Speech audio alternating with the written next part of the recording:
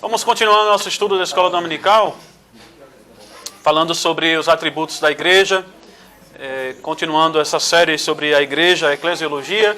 Estamos falando sobre os atributos da igreja e hoje nós vamos falar sobre a santidade da igreja. Quero relembrar algo do que já vimos. Falamos sobre a unidade da igreja, falamos sobre a catolicidade da igreja e vimos que a catolicidade da igreja ela está relacionada ao senhorio de Cristo, é o fundamento da catolicidade da igreja. Ela tem aspectos temporais, aspectos geográficos, pessoas de vários lugares, línguas diferentes e regiões diferentes, tempos diferentes, mas esses aspectos, elas não falam sobre o fundamento e a natureza da catolicidade. A igreja ela é católica no sentido de universal, porque esse é o sentido de católica. Ela é católica porque Cristo é Senhor de toda a terra. Ela é universal porque Cristo ele é o Senhor de todo o universo. E por ele ser o cabeça de todo o universo, esse seu senhorio ele se estende à igreja. Nos estudos da teologia, há duas maneiras de falar sobre o senhorio de Cristo. Aqueles que falam que Cristo tem dois reinos, ele é senhor de dois grupos, de dois reinos. Isso seria o reino do universo, Cristo é senhor do reino do universo, e Cristo é senhor da igreja. Então, ele como se tivesse dois reinos. Eu prefiro falar que, da maneira como o outro lado fala, que Cristo não tem dois reinos, Cristo tem um reino só, e que nesse reino você tem o universo, e dentro desse reino do universo, Cristo tem a sua igreja. E Paulo, quando fala em Efésios, capítulo 1, que Cristo está acima de todo principado e potestade, e que para ser o cabeça de todos, Deus o deu à igreja. Então, está incluído nesse reino de Cristo, o reino dele sobre a igreja, o senhorio sobre a igreja. E assim é que se estende o conceito de catolicidade da igreja, do universo. Cristo é Senhor do universo. Nós falamos sobre a santidade da igreja. O que é a santidade da igreja? O próprio nome da igreja que nós vimos, foi o nosso primeiro estudo sobre a igreja. O próprio nome já fala um pouco sobre a ideia e esse atributo da santidade. Porque a palavra grega para igreja é a palavra eklesia, que é a junção de duas partículas. Na verdade, é uma palavra e uma preposição grega. O ek, grego, é aquele de sair, sair para fora, né? Sair de dentro para outro lugar. E eclesia vem da palavra que é para chamar. Então, a palavra grega, que se refere à igreja, é chamados de e indicando a direção para. É assim como nós vemos. Essa foi a palavra para ser usada no período do Novo Testamento para assembleia e reunião. E nós vimos que essa palavra ela não era só usada num contexto eclesiástico da igreja. Era uma palavra que era usada no tempo da Grécia para se referir a qualquer reunião. Qualquer reunião que aconteceria, ali tinha uma eclesia, uma assembleia, uma reunião. Só que Deus ele tomou essa palavra, já acabamos de ver que Deus é o Senhor da palavra, da voz, da linguagem. Deus tomou isso da linguagem que os homens estavam usando e ele usou essa palavra para se referir à sua igreja. E aí o sentido geral dessa palavra sendo usada para a igreja é de que é de fato aqueles que foram chamados para. Eles foram tirados, chamados de algum lugar para. A igreja ela sai de algum lugar e ela vai em direção a um outro lugar. Uma definição importante então sobre essa santidade da igreja, tendo como ponto de partida essa palavra, a própria palavra igreja, é o texto de 1 Pedro 2, verso 9 a 10, que diz assim: mas vós sois a geração eleita, o sacerdócio real, a nação santa, o povo adquirido, para que anuncieis as virtudes daquele que vos chamou das trevas para a sua maravilhosa luz. Vós, que em outro tempo não erais povo, mas agora sois povo de Deus, que não tinhais alcançado misericórdia, mas agora alcançastes misericórdia. Veja como há duas partes nesse texto que fala sobre a santidade da igreja. Primeiro, dando o caráter. O que é que nós somos? Somos uma nação santa. Povo santo. E essa santidade, ela aconteceu da seguinte maneira. Você antes não era povo e agora passa a ser povo. Ou seja, você estava numa condição e aí você foi chamado dessa condição para ir para outra condição. Você deixou de ser povo, a condição de não ser povo, para ir para a condição de ser povo. Você estava numa condição de não ter misericórdia, não saber o que é misericórdia. E aí Deus te chama dessa condição tira você de lá e coloca para uma condição daqueles que alcançaram misericórdia. Essa é a santidade da igreja e é nisso que consiste a nossa santidade. Uma geração eleita, sacerdócio real, um reino de sacerdotes e uma nação santa. O propósito então de toda essa separação, e aí é onde está o conceito de santidade, de que nós fomos separados, essa separação tem um propósito de glorificar o nome de Deus, como sacerdotes, como reino, como nação e como geração eleita. É daí que um holandês americano, ele era holandês, foi para os Estados Unidos, R.B. Kuyper, não é Abraham Kuyper, é um outro holandês que cresceu nos Estados Unidos. Ele diz assim: a Igreja de Cristo é uma só e a única organização no mundo que é sagrada nessa acepção. Provavelmente ele tem em mente aquilo que diz 1 Pedro. É uma organização santa, sagrada, separada. Isso a faz incomparavelmente a mais gloriosa de todas as sociedades terrenas.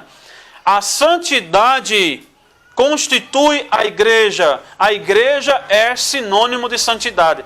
O que ele quer dizer com a expressão a santidade constitui a igreja? É que a igreja, na sua essência, na sua origem, ela já é santa. E por que ela é santa? Porque ela foi tirada de uma condição e colocada em outra condição. Ela foi separada para isso. Então a igreja ela não tem a opção de não ser santa. Ela é santa. Ela, no seu nascimento, no seu nascedouro, ela já é santa. Mas por que a igreja é santa? Precisamos responder a essa pergunta. Por que a igreja é santa? O que é que explica essa santidade da igreja? Nós podemos dizer que a santidade da igreja está baseada na sua união com Cristo. Cada membro da igreja está unido a Cristo por meio da fé. Então ele recebe de Cristo a sua justiça e a sua santidade. Ele recebe de Cristo aquilo que é justo e verdadeiro, com o perdão de Deus, mas não somente isso. Ele recebe de Cristo também a sua santidade. Essa maneira de falar sobre a santidade da igreja, como recebendo de Cristo, nós não devemos confundir com a maneira como a Igreja Católica Romana fala. Porque a Igreja Católica Romana ela fala da santidade como se nós de fato nos tornássemos santos. Por isso que ela fala sobre os santos, que estão nos céus, respondendo às orações, e pessoas sem pecados mesmo, são pessoas sem pecados. Por quê? Porque elas foram santificadas nessa transição de Cristo para o santo, para a pessoa. Por isso que o batizado na Igreja Católica Romana, ele é salvo. Por que é salvo? Porque no momento do batismo ele recebe essa santificação de Cristo e aí ele se torna santo. A maneira de falar sobre a nossa santidade não é porque nós nos tornamos santos em nossa natureza.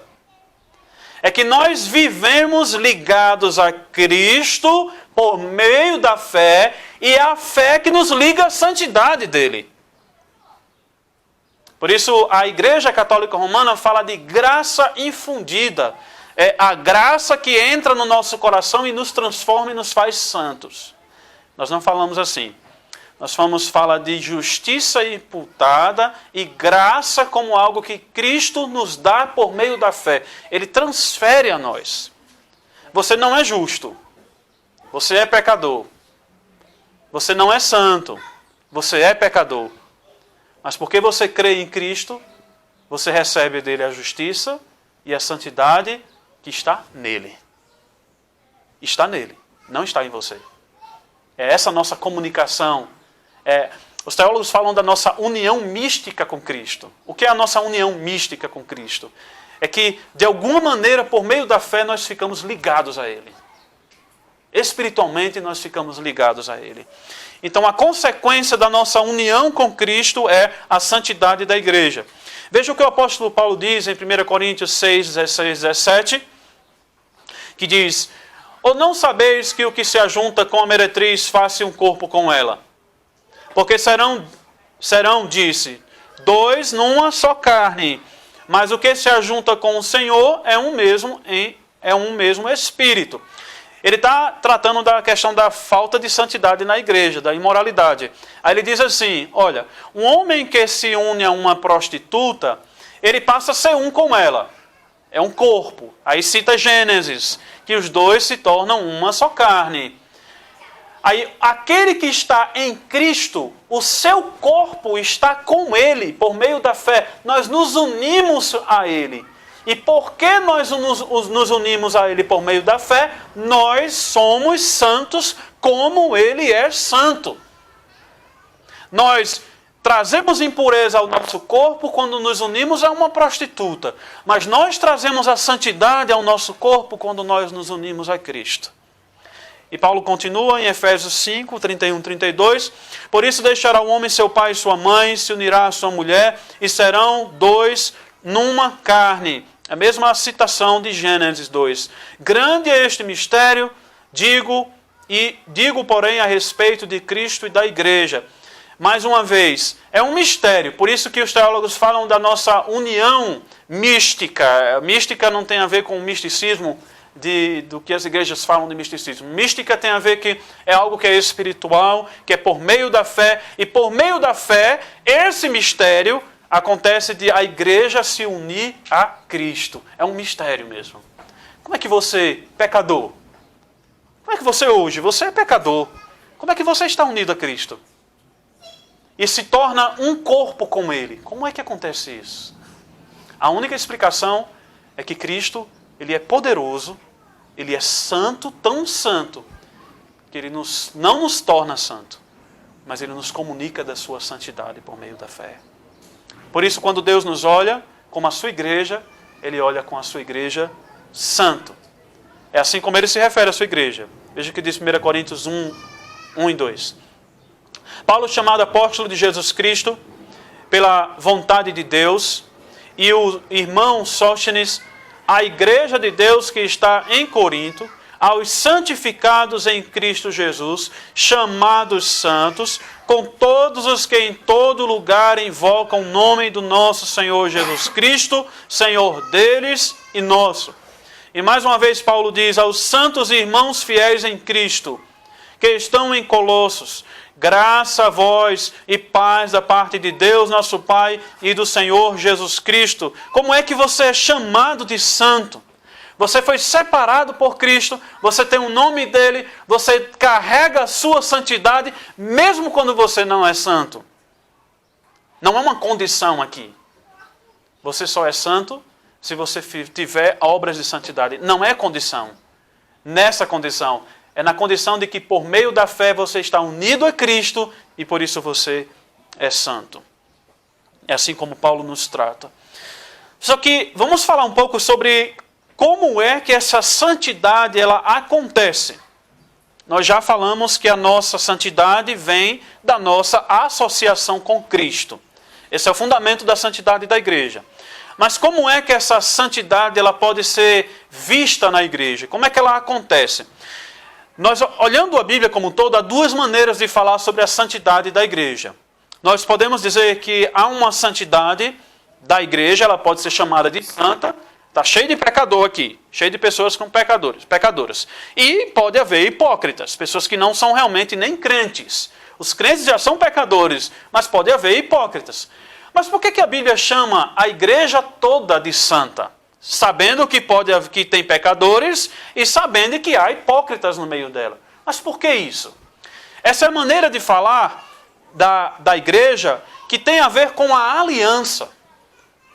Deus, ele separa um povo. Aí volta àquilo que Pedro fala em 1 Pedro 2, 9 a 10. Deus, ele separa um povo. Essa passagem de 1 Pedro, ela está, na verdade, citando Êxodo capítulo 19. De quando Deus, ele antes de entregar a lei a Israel, o povo pecador. Né? Se você olha para Israel, você diz, que povo sujo, pecador. Mas Deus diz que Israel é a nação santa, é o povo eleito dele e reino de sacerdotes. Por que Deus fala isso? Porque ele fala isso numa linguagem da aliança, uma linguagem que tem a ver com a igreja como um todo. Ele tem um povo, ele separou a sua igreja. E essa igreja ela é separada e santa. Essa é uma forma de falar sobre a nossa associação com Cristo. Como é que uma criança ela pode ser chamada de santa, por exemplo? Um bebê que nós batizamos. Por que ela é santa? Porque ela foi regenerada? Foi tornada santa no seu coração? Não. Nós falamos na nossa forma de batismo, as primeiras palavras é nós cremos que os nossos filhos nasceram em pecado e que são dignos da condenação de Deus. Nós cremos nisso. Mas porque os nossos filhos e você que é pecador é chamado de santo por causa da aliança. E como assim essa aliança tem a ver com a nossa união com Cristo? Quem é que sustenta a nossa aliança com Deus? É você? É você que cumpre as partes da aliança, as obrigações da aliança? Não é você. Você não cumpre as obrigações da aliança. Quem cumpre as obrigações da aliança? Cristo. Então vamos lá. Deus tem uma aliança com a sua igreja. A igreja não consegue cumprir. Não tem pessoas que não sejam pecadoras. Então Cristo, ele cumpre a nossa parte nessa aliança. E aí nós nos unimos em Cristo a Deus. É indiretamente essa aliança. Nós olhamos para Cristo pela fé. Nós nos unimos a Ele e nós cumprimos a parte dessa aliança. Então Cristo ele separou o seu povo, a sua igreja, que carrega o seu nome, por isso a igreja ela pode ser chamada de santa, mesmo com pecadores. Mas tem uma outra maneira de falar sobre a nossa associação com Cristo e a santidade da igreja, que é a própria regeneração. É você ser gerado de novo. A Bíblia fala sobre isso também, sobre a santidade, no sentido de que nós recebemos um novo coração e esse novo coração nos dá a possibilidade de tomar atitudes santas, mesmo sendo pecador ainda. Ainda somos pecadores. 1 Coríntios 6, 11. Vou pedir para alguém ler essa passagem. Não está aqui, por favor, alguém pode ler essa passagem? 1 Coríntios, eu vou ler essa passagem. 1 Coríntios 6, 11.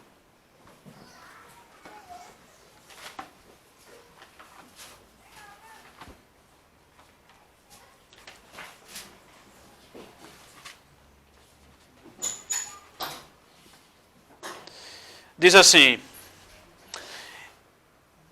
e é o que alguns têm sido, sendo pecadores. Né? Se você olhar o versículo 10, ele vai falar sobre os pecados, e a maioria deles pecados na área sexual. Fornicadores, idólatras, adúlteros, efeminados, sodomitas, avarentos, bêbados. Aí ele diz, e é o que alguns de nós, alguns têm sido, mas haveis sido lavados, mas haveis sido santificados, mas haveis sido justificados em nome do Senhor Jesus e pelo Espírito do nosso Senhor. Isso aqui é uma linguagem que nos remete ao batismo, é a lavagem. O que é que o batismo diz? Se você pegar o que nós confessamos sobre o batismo, diz que assim como a água ela tira a nossa sujeira do corpo, se você pegar um balde de água você jogar na sua cabeça, se você estiver sujo com poeira no corpo, você vai ver a poeira saindo na água. Aí diz, assim é o Espírito Santo, a regeneração que Ele faz em nós, a santificação que Ele realiza em nós, quando Ele limpa a nossa sujeira do coração e faz essa sujeira ir saindo. Isso é a linguagem para a regeneração. Isso acontece dentro de nós. É o que Paulo está dizendo aqui. Alguns eram adúlteros, efeminados, sodomitas, fornicadores, eram todo mundo assim. Esses eram assim. Eles foram mudados dentro deles. Não é mais a linguagem da aliança. Não é mais o fato de ser igreja apenas. É o fato de que ele teve dentro dele algo mudado, na verdade acrescentado, que é a santidade pelo Espírito Santo. E aí nós podemos falar sobre a regeneração no Antigo Testamento e a regeneração da igreja no Novo Testamento. Primeiro há uma promessa de regeneração no Antigo Testamento. Deuteronômio capítulo 30, verso 6 diz assim: E o Senhor teu Deus circuncidará o teu coração e o coração de tua descendência, para amares ao Senhor teu Deus com todo o coração e com toda a tua alma, para que vivas. Aqui Deus está prometendo ao seu povo de Israel que assim como Ele mandou a Abraão circuncidar na carne, Deus, não seria Abraão, Deus iria circuncidar o seu povo no coração. O que é circuncidar o seu povo no coração? É cortar a impureza. Mas não cortar a impureza do corpo, cortar a impureza do coração. É uma santidade que nos é dada no coração, que tira essa sujeira, esse pecado que domina. Não é que tira o pecado completamente, isso não existe ainda. Há pecado em nosso coração. O que a santidade do Espírito em nosso coração faz é tirar essa escravidão do pecado ao qual você estava servindo. Você não poderia fazer outra coisa a não ser pecar. Aí o Espírito Santo vem, renova o seu coração e dá a você a condição de poder fazer o que é bom também. Por isso é o que significa a regeneração. É ter uma nova vida, um novo coração. E aqui, Deuteronômio capítulo 30, no Antigo Testamento, já estava falando sobre regeneração. Normalmente, quando os crentes falam sobre a obra do Espírito Santo, fica uma interrogação. Como é que o Espírito Santo trabalhava no Antigo Testamento? Será que o Espírito Santo regenerava o coração dos crentes no Antigo Testamento? Será que ele mudava o coração? Ele faz aquilo que Paulo está dizendo em 1 Coríntios 6, de lavar o que está dentro, de limpar. Será que ele fazia isso? Deus fala que ele corta o coração. Não o corpo. Ele corta o coração.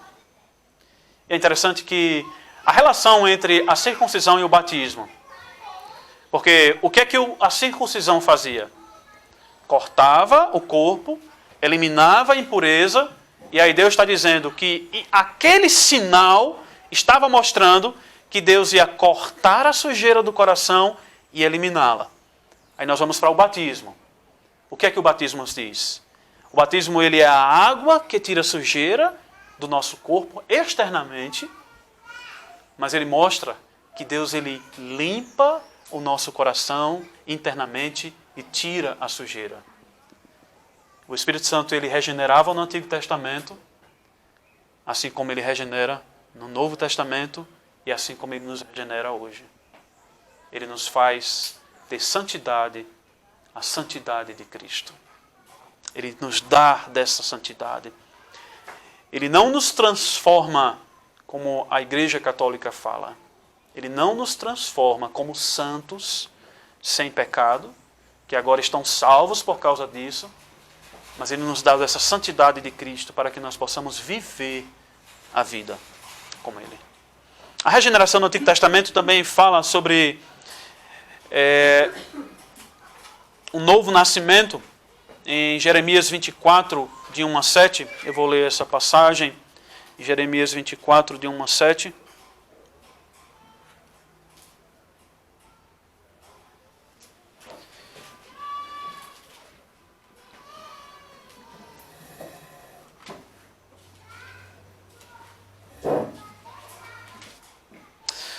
Fez-me o Senhor ver, e eis 2 cestos de figos, postos diante do templo do Senhor.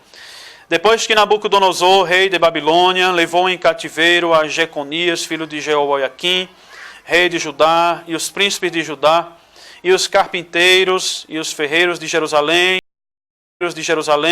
e os trouxe a Babilônia. Um cesto tinha figos muito bons, como os figos temporãos, mas o outro cesto tinha figos muito ruins, que não se podiam comer, de ruins que eram. E disse-me o Senhor: que vês tu, Jeremias?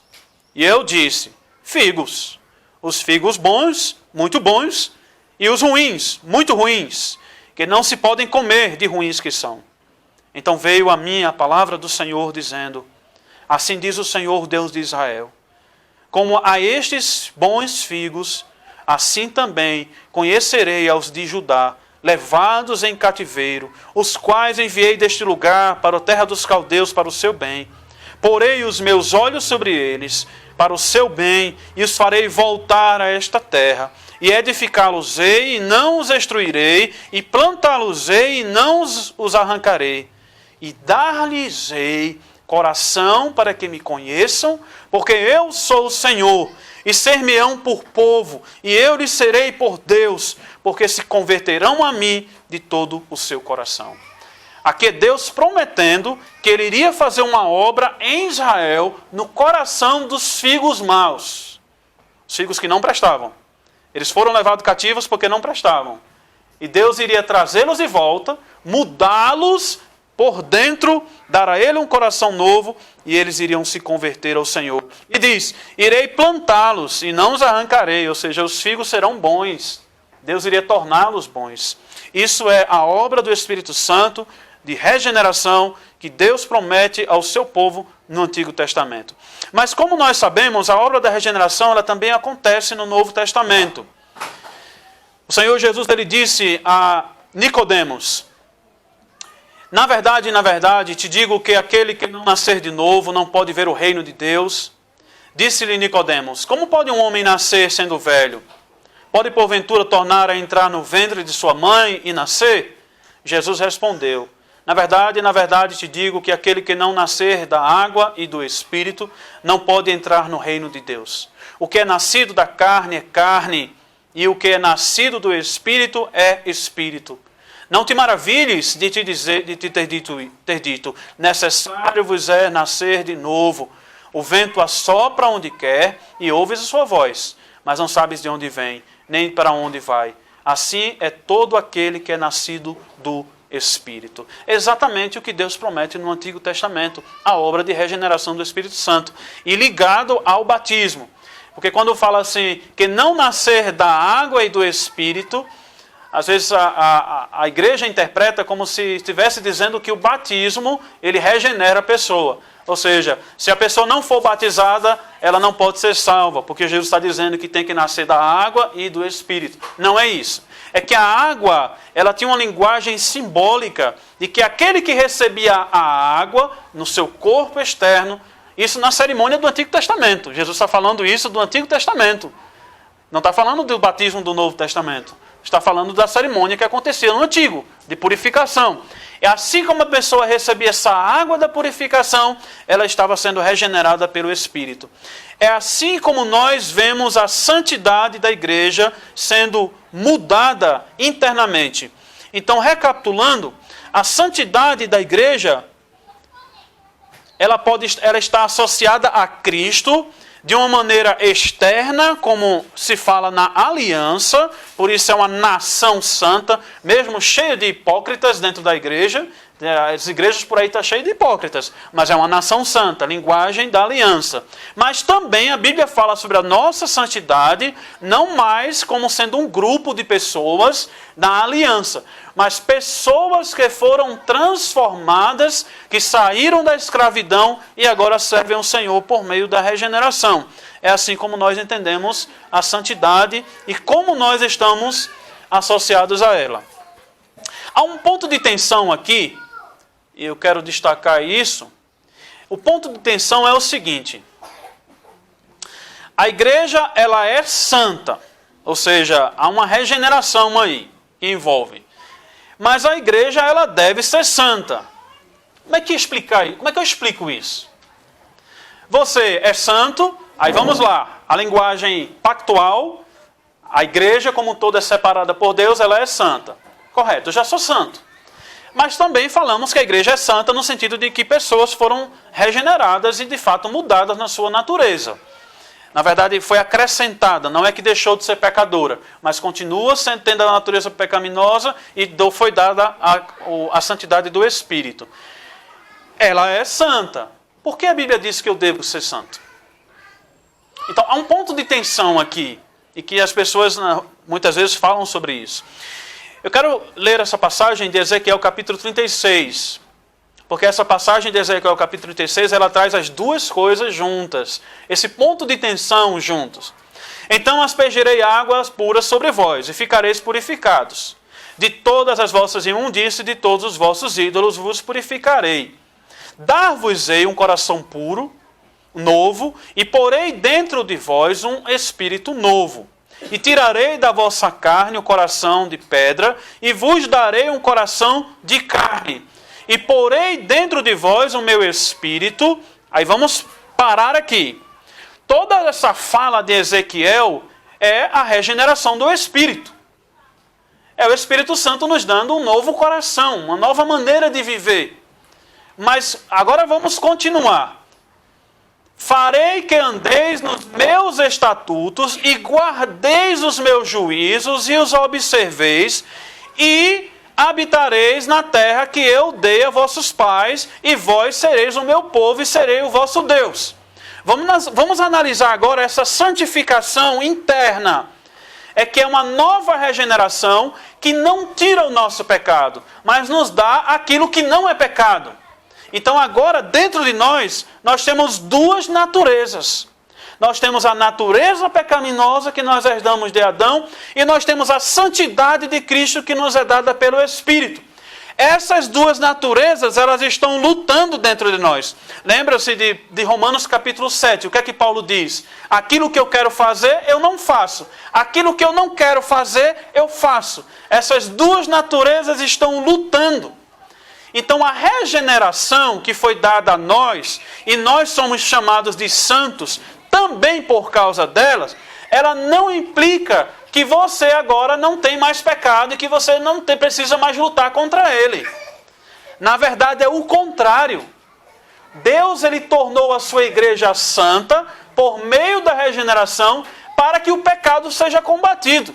Porque se não fosse assim, o pecado não seria combatido na igreja. Por isso diz aqui, eu vou dar um novo coração, eu vou colocar o meu espírito em vocês, para que vocês andeis nos meus estatutos, guardeis os meus juízos e os observeis. Isso quer dizer o quê?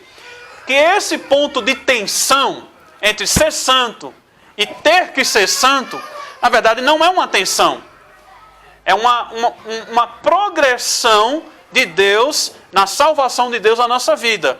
Deus ele não tirou ainda o nosso pecado, o pecado ainda está em nós, mas ele já colocou um aspecto santo da nossa natureza que vem de Cristo. Então isso vai lutando, até o final em que Deus vai tirar essa natureza pecaminosa e vai ficar só a santidade em nós. O que é que nós concluímos disso? Que há duas maneiras de falar sobre a nossa santidade. Há a santidade do ponto de vista definitivo. Por que definitivo? Porque o Espírito Santo já está em você. Você já tem um novo coração. Você já foi regenerado. Isso não volta mais. Por isso você é santo, você será santo e você vai terminar santo. Isso é o aspecto definitivo. Mas há o aspecto também progressivo. O que é isso? É que por causa do Espírito Santo que está em você, você agora é capaz de lutar contra a sua natureza que ainda está em você. Então você vai progredindo. Na verdade, essa palavra eu nem acho que essa palavra é a melhor para falar sobre a nossa santidade. Porque quando você fala santidade progressiva, você dá a ideia de que você está subindo, né? Progredindo, você está subindo. E não é assim. Você não está subindo. Tipo assim, cada vez mais, cada dia você vai se tornando mais santo. Não é assim. É que cada dia você luta contra a sua pecaminosidade. Você tem agora como lutar. até o fim. Você não vai se tornando mais santo cada dia, até o ponto que no final você está totalmente santo. Você já tem, se fosse assim, os idosos seriam bem mais santos do que nós, né? Isso não é verdade. A ideia, embora a teologia use a palavra progressiva, essa talvez não seja a melhor maneira de falar sobre a nossa santidade. Mas nós falamos sobre a nossa santidade processual. Acho que a melhor maneira de a gente falar é que é uma santidade que está num processo. A nossa santidade definitiva, nós encontramos aqui no que Hebreus fala 10:14, 10:10, na qual vontade temos sido santificados pela oblação do corpo de Cristo, Jesus Cristo, feita uma única vez. Essa é a nossa santificação pela regeneração do sangue de Cristo, que nós vemos no batismo. Porque com uma só oblação aperfeiçoou para sempre os que são santificados. Correto, todos vocês são santos que são regenerados. Porém, aqui Paulo vai falar sobre a nossa santidade processual. Ele diz, 2 Coríntios 7:1, ora, amados, pois que temos tais promessas, purifiquemo-nos de toda a imundícia da carne e do espírito, aperfeiçoando a santificação no temor de Deus. Ou seja, a Bíblia junta as duas coisas. Santificados com coração novo, mas para sermos santos a partir dessa santidade. E aí, o que isso tem a ver com o atributo da santidade da igreja? É que ninguém vai, de fato, entrar nesse processo de santificação se ele não é igreja, se ele não é santo. Não tem como. Não tem como haver um processo de santificação se você não faz parte da igreja. Se você, de fato, não foi santificado por Cristo. Não há como fazer isso. O que muitas seitas têm falado sobre o processo de santificação é tirado de Cristo e colocado no homem. Você se santifica, você cumpre, você obedece os mandamentos. Enquanto que a palavra de Deus diz assim, Deus te dá um novo coração, e a partir do novo coração, do novo espírito, você vai cumprir os seus mandamentos. Essa é a santidade da igreja. É a santificação da igreja. E que isso é uma obra de Deus. Assim nós devemos concluir com uma obra de Deus, como Tessalonicenses 3 nos diz. E o Senhor vos aumente e faça crescer em amor uns para com os outros e para com todos, como também o fazemos para convosco, para confirmar os vossos corações, para que sejais irrepreensíveis em santidade diante do nosso Deus e Pai, na vinda de nosso Senhor Jesus Cristo, com todos os seus santos. Que maravilha, irmãos, é saber que somos santos, que fomos santificados e que Deus vai fazer você. Não tem esse processo em que você passa, você tem a natureza, o coração transformado, Cristo te dá da santidade dele e você luta agora contra o seu pecado. Aí a promessa de Deus é que Deus, ele vai aumentar a força, o vigor, para cada dia a igreja lutar contra o pecado. Ou seja, a igreja ela vai começar santa, ela vai continuar santa e ela vai terminar santa. Esse é o